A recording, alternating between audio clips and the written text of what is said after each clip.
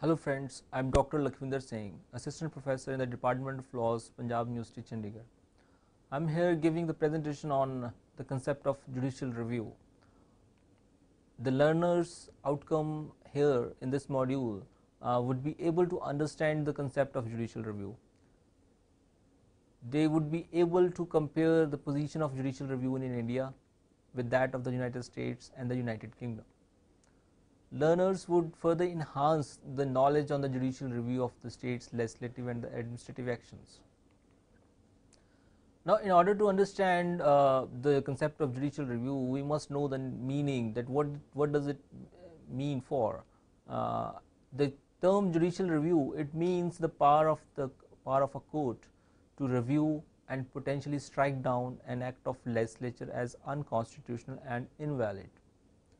Judicial review, it is not a limited term, it means not merely a power of the courts to set aside legislative actions only, but also covers the power of the judicial review of executive or the administrative actions. Judicial review, it is different from right of appeal also. The courts do not act as an appellate authority while doing judicial review. In case of judicial review, the courts inquire how the decision was reached. The superior court scrutinizes the whole the decision making process and checks whether the decision was made lawfully or not. If the superior court finds the decision unlawful, it cannot make a fresh decision but sends the matter back to the decision making authority. Now, the doctrine of judicial review has been originated in the United States, and moreover practices of the doctrine in the United States also influenced many countries in the whole world. In the year of 1803, in the case of Marbury versus Madison, Chief Justice Marshall, he emphasized on the judicial duty to pursue the Constitution in case where a statute is in conflict with the federal Constitution. Marshall further explained that the phraseology of the United States Constitution confirms and strengthens the principle that a law repugnant to the Constitution is void. All courts and other departments are bound to act under the Constitution. Judicial review in the United States has become a very significant weapon to scrutinize all kinds of state actions, legislative, executive and the administrative. Because of such power, the United States Supreme Court has made significant pronouncements and invalidated the state actions on the ground of due process clause. While overruling its earlier judgment of Plessy versus Ferguson, the United States Supreme Court in the case of Brown versus Board of Education invalidated segregated laws dividing whites and blacks and held that separate education facilities are discriminatory in nature. So basically they invalidated the principle that is separate but equal treatment, and the United States Supreme Court, this court's creativity, it is also being reflected when it recognizes free legal aid in the case of Giddon versus Wainwright and other fundamental rights to the accused person in the case of Miranda versus Arizona. Similarly, in the United Kingdom, the scope of judicial review is narrower because Parliament is supreme over there. Parliamentary supremacy and the rule of law empower the courts to compel the government to act within their limits by legislation. The courts, they cannot substitute their views on the merits of government action for those of the government. However, in United Kingdom, the courts, they examine the actions of public bodies and protect the will of the Parliament. The courts check whether the bodies are functioning within the powers they have been given. If bodies act outside those powers, the courts consider it void as it is against the intention of the Parliament.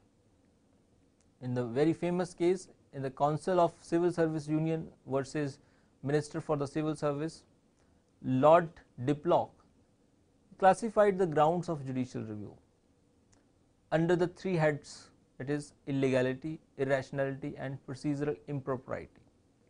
he also recognized that further a concept such as proportionality might evolve. Now, so far as India is concerned, in India it is the judiciary who is the guardian of the Indian constitution. The courts have power to review all legislative enactments, executive and administrative actions. The Indian constitution, they explicitly provides for judicial review through articles 13, 32, 131 to 143, article 226 and 246.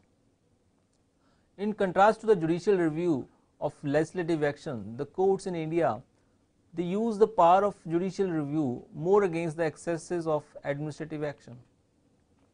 Dr. B.R. Ambedkar said that the provisions for judicial review, in particular the writ jurisdiction, would provide quick relief to the individuals against the abridgment of fundamental rights. In the famous case, in the case of A.K. Gopalan versus State of Madras, the Supreme Court said that the constitution is supreme and every statute has to be in conformity with the constitutional requirements. Binding duty of the courts, it is a binding duty of the courts to decide whether any law or statute is constitutional or not. So, Supreme Court imposed a duty on the courts that they are the real guardians of the constitutions, they will have to protect the spirit of the constitution. So, they should review every action of the state, of the government, that whether they are performing their functions in a limited manner or whether they are performing their function in an absolute manner. In the case of State of Madras versus Roe, the Supreme Court said that it is the most important duty of the court to determine the constitutionality of an impugned state. Another case is of S.S. Bola versus B.D. Sardana, in which the Supreme Court observed certain things, that the founding fathers wisely added the provision of judicial review for maintaining federalism, protecting fundamental rights and strengthening the concept of liberty and equality in India. Another case, Subhash Sharma versus Union of India, the Supreme Court said that the judicial review is a basic feature of the Indian constitution. The court held that the Chief Justice of India, they should play an active and major role in the process of appointment of judges of High Court and the Supreme Court. In the very famous judgment in the year of 1997, the case was L. Chandra Kumar versus Union of India, in which the High Court's jurisdictional power under Article 226 and 227 and Supreme Court's power under Article 32 were declared the basic structure of the Indian constitution. The Supreme Court declared that clause 2d of Article 323A and the clause 3d of Article 323B unconstitutional to the extent they excluded the jurisdiction of the High Court and the Supreme Court under Article 226, 227 and 32 of the Indian Constitution. Another case, Sampath versus Kumar versus Union of India, the Supreme Court said that the judicial review, they cannot be abrogated by the Parliament, since it is essential feature of the Indian Constitution. Without the provision of judicial review, the enforcement of fundamental rights would be meaningless. Another case, that is of Minerva Mills versus Union of India, the Supreme Court said that fundamental rights would become a piece of decoration without power of judicial review. So, the importance was given to the concept of judicial review, that in order to maintain rule of law in our country, judicial review is very important. The power of judicial review should be given to the courts in a more wider way. Another case was the state of West Bengal versus Committee for Protection of Democratic Rights. In this case, the power of the judicial review of the High Courts and the Supreme Court under Article 226 and 32 respectively were declared again the basic structure of the Indian Constitution, and this the court said that it cannot be abolished by an act of Parliament. The Supreme Court said that the judicial review gives the practical shape to the objectives of the Indian Constitution. The court said that the Supreme Court and the High Courts can invalidate a legislative action which violates federal structure of our nation. Very important judgment was of Goloknath versus State of Punjab, in which the Supreme Court said that the Article 32, 141 and 142 of the Indian Constitution, it enabled the Supreme Court to formulate legal principles to reach the ends of justice. In the case of Gridco Limited versus Sadanand, the Supreme Court said that the power of judicial review under Article 226 can be exercised even in those cases where the government is involved in contractual transactions. The court said that a writ court is entitled to review the administrative action on the ground of illegality, unreasonableness, unfairness or irrationality. However, the writ court cannot act as an appellate authority while exercising its power of judicial review. Similarly, the writ court cannot sit as an administrator to decide whether a more reasonable decision or cause of action and could have been taken in the circumstances. So, at the maximum what the court could do while exercising its power of judicial review, that they can remit the orders back to the deciding authorities or the administrative authorities. Now, so far as Indian Constitution is concerned, again Article 13, it lays down the procedure for judicial review in India. It enables the courts to examine the constitutional validity of laws passed by the parliament and the state legislatures. In India, the judicial review of legislative action is being done by using some basic principles of constitutional law, that is, doctrines of pith and substance, colorable legislation, severability, doctrine of liberal interpretation, limitations of state decisions, unconstitutionality, eclipse and the waiver. These are the certain doctrines which the Supreme Court has developed over the period of time to examine or to scrutinize the legislative actions. The doctrine of basic structure is also one of the most reliable ground for judicial review. Article 13 of the Indian Constitution, it deals with the statute law and not with the law declared by the courts or with the directions or orders made by the Supreme Court under Article 142. Article 13, it provides the fundamental rights will prevail over all laws in force before the commencement of the Constitution. It also prohibits the making of any law, rule or any regulation, etc., that violates or diminishes the fundamental rights. However, this provision does not impose a restriction on the process of constitutional amendments. Parliament may amend any constitutional provision while exercising of its constituent power in accordance with the procedure mentioned under Article 368 of the Indian Constitution. In the year of 1967, in the case of Goloknath versus State of Punjab, the Supreme Court said that the Parliament cannot amend the fundamental rights. The court held that the procedure laid down for the constitutional amendment in Article 368 was law within the meaning of Article 13. But later on, in the year of 1973, in the again landmark judgment of the Honorable Supreme Court of India, that is the Keswanand Bharti versus State of Kerala, in which the Supreme Court said that Parliament is allowed to amend the Constitution, but it is not authorized to amend the basic structure of the Indian Constitution. In this case, the Supreme Court ruled that 24th, 25th and the 29th amendments were unconstitutional to the extent that they violate the basic structure of the Indian Constitution. In doing so, the court overruled the majority opinion of Goloknath's case. Again, in order to prevent any kind of chaos, the Supreme Court applied the doctrine of prospective overruling also in this case. Now, the courts in many pronouncements have declared that the democracy, secularism, rule of law federalism, judicial review, separation of powers, etc. They are the basic features of the Indian Constitution.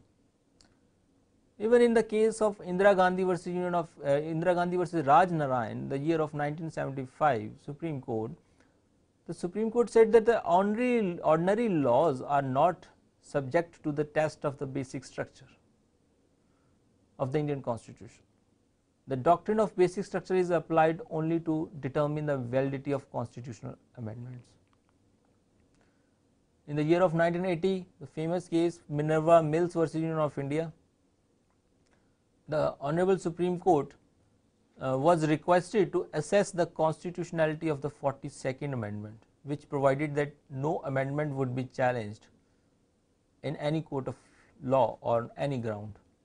The court unanimously held that the provision was void since it violates the basic structure of the Indian Constitution.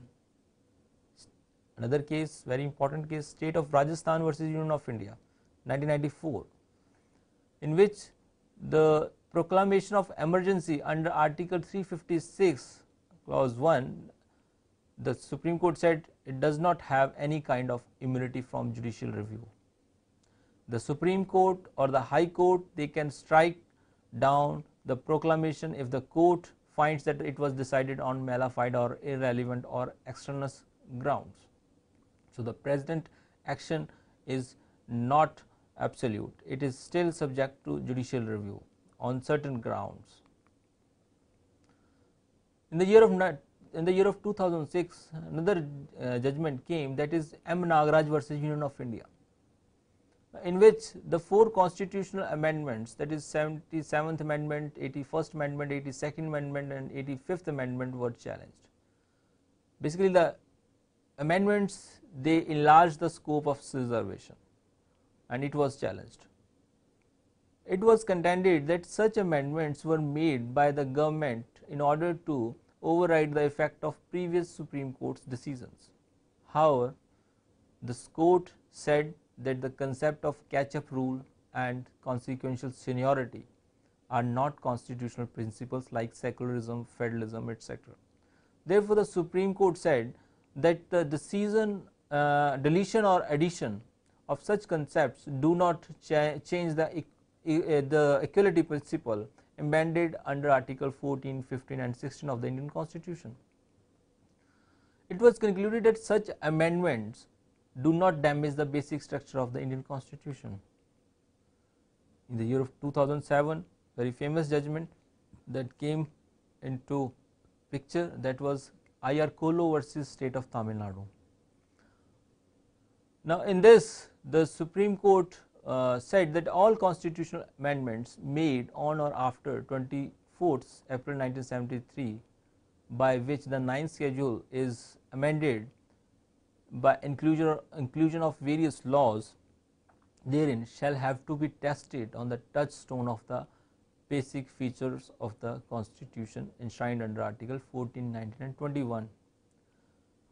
In order to clarify the situation, the court further declared that even though an act is put in the 9th schedule by constitutional amendment, its provisions would still be subject to the judicial review, and it would be tested on the ground that whether they have destroyed the basic structure of the Indian Constitution or not, or whether they have abrogated the basic structure of the Constitution or not. So judicial review has been developed in case of legislative action by applying these doctrines. Now there is also one important thing regarding judicial review, that is judicial review of administrative action is again a wider version of the concept of judicial review. In India, judicial review of administrative action has been developed in order to regulate every action of the administrative authorities. In the process of judicial review of administrative decision, the writ court does not sit as an appellate court. Again, it is not for the writ court to replace its own decision against the decision of the administrative authorities. The court scrutinizes the whole administrative action and sees how the whole action was reached. If the court finds an administrative action as arbitrary or irrational, the court sets aside the whole action and sends back the matter to the administrative authority for re-examination. There is a case in the year of 2004, Delhi Development Authority versus Messrs UEE Electricals Engineering Private Limited, in which the Supreme Court said that the illegality, irrationality and the procedural impropriety are grounds for judicial review of administrative action. Courts do not interfere in an administrative decision unless the decision is an outcome of an unfair procedure. Mere suspicion of unfairness would not be sufficient. The claimant has to prove the unfairness in the administrative action in any of its form, including abuse or a misuse by the authority of its power.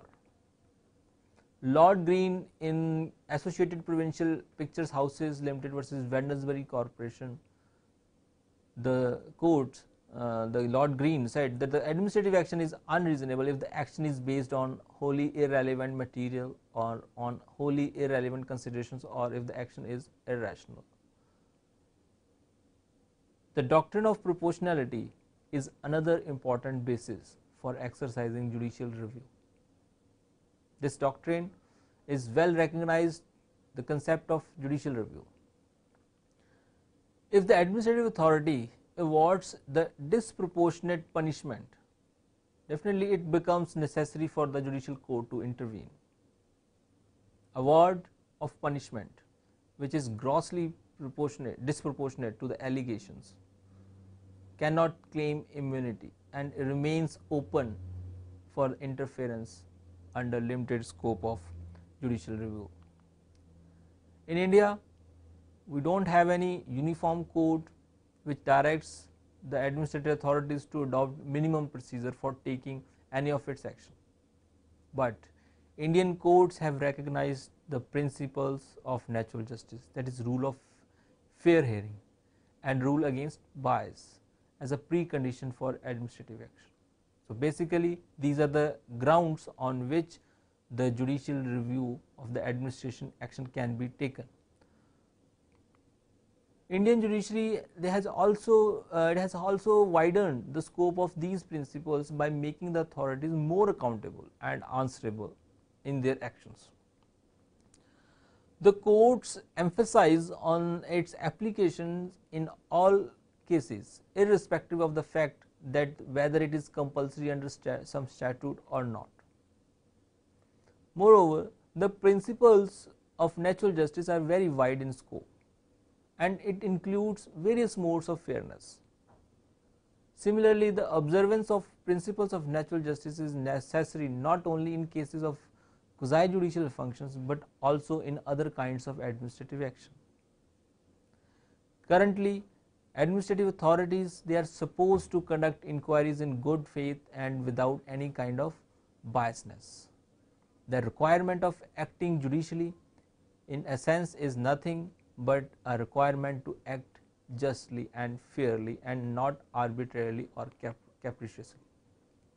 So basically it does not matter what kind of function the authority is performing, whether it is purely administrative function, whether it is merely investigatory function, whether it is quasi legislative function, whether it is quasi judicial function, it does not matter.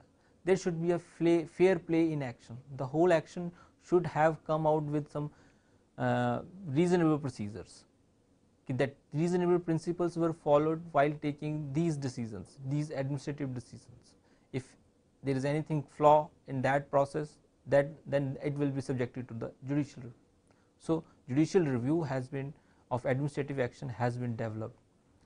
Similarly, the doctrine of legitimate expectation is also one of the ground of judicial review, and it was originated in the case of Schmidt versus Secretary of State 1969.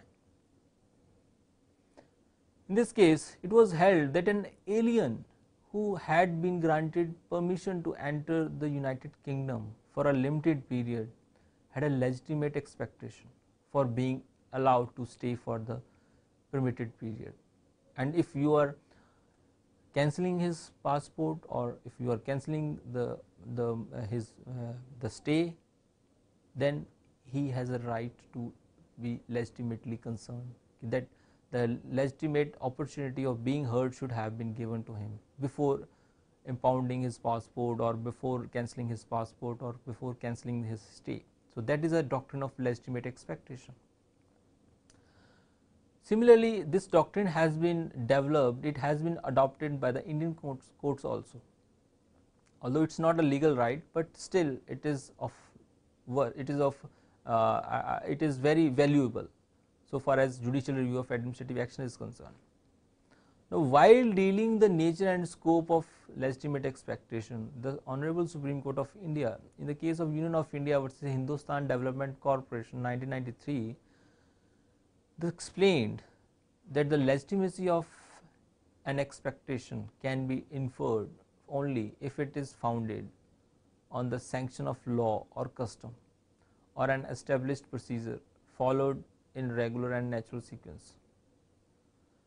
It is mandatory that the legitimate expectation should be justifiably legitimate.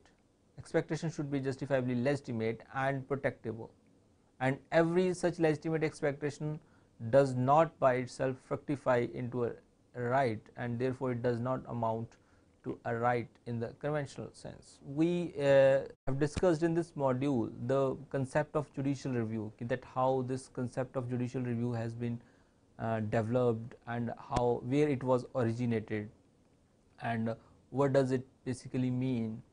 And in the United States, we discussed the Marbury versus Madison's case, in which it was originated, and we discussed basic very landmark judgments over there, that what happened actually when the Supreme Court of United States, they invalidated certain laws which were carrying the old principle, that is separate but equal treatment.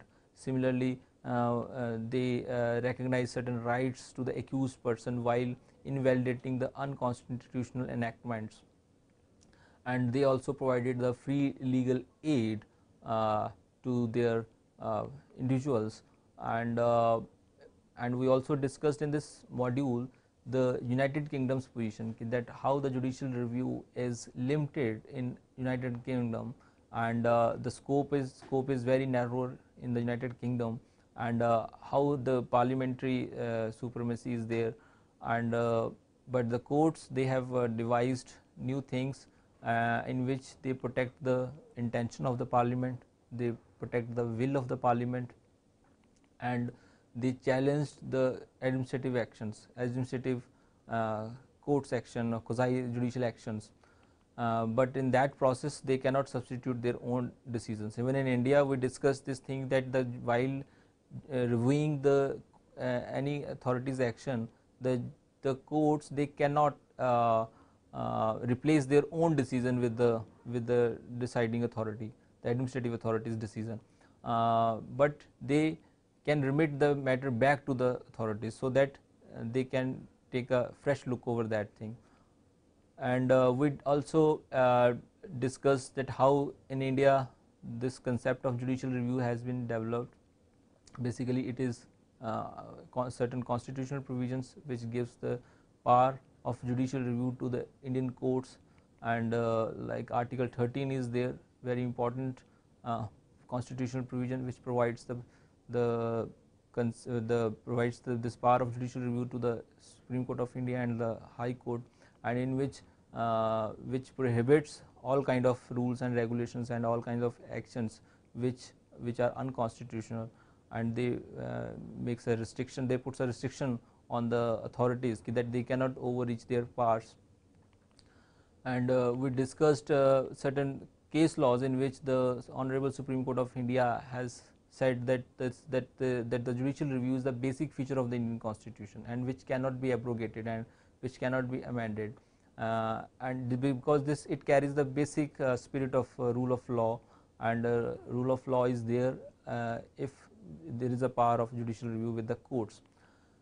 And this concept of judicial review has not only been developed in the judicial review of legislative actions, but it has also been developed in the in cases of judicial review of administrative actions, where the administrative authorities, if they are performing the public functions and if they are performing any function like quasi judicial function or quasi legislative function and any administrative or the investigating function or the pure ministerial functions, even those actions they should behave properly, they should act fairly, and if they violate any of the principles of natural justice, or if they violate somebody's doctrine of if they violate somebody's legitimate expectations of, or if they have acted